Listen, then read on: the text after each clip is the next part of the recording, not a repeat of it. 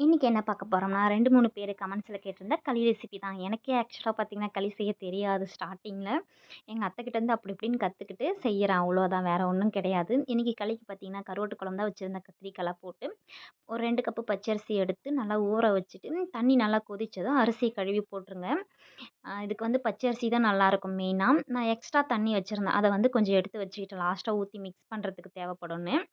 எங்க ஊர் சைடு வந்து பார்த்தீங்கன்னா, 2 கோல் வச்சு கிண்டுறாங்க. எங்க ஊர் சைடு வந்து பார்த்தீங்கன்னா, 1 கோல் தான். ஆனா, எனக்கு வந்து 1 கோல் தான் வருது. இந்த ஊர் சைடு வரமாட்டுது. அரிசி நல்லா வெந்ததும் பார்த்தீங்கன்னா, 2 கப் அரிசிக்கு நான் 3 கப்பு மாவு சேர்த்துட்டேன். மாவு வந்து நெறைய சேர்த்தா தான் டேஸ்ட் வந்து எனக்கு வந்து நல்லாயிருக்கு.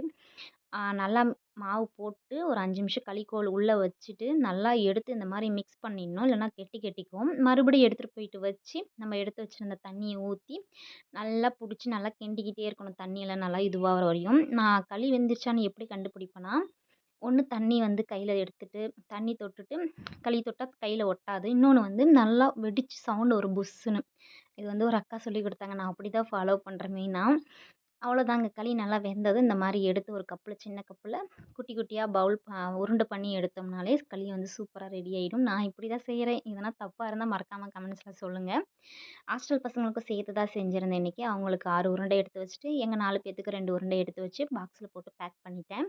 உங்களுக்கு களி பிடிக்குமா? பிடிக்காதான்னு சொல்லிட்டு மறக்காம நம்ம கமெண்ட்ஸ்ல சொல்லுங்க. சொல்லப்போனா களி ரொம்ப ரொம்ப உடம்புக்கு நல்லது.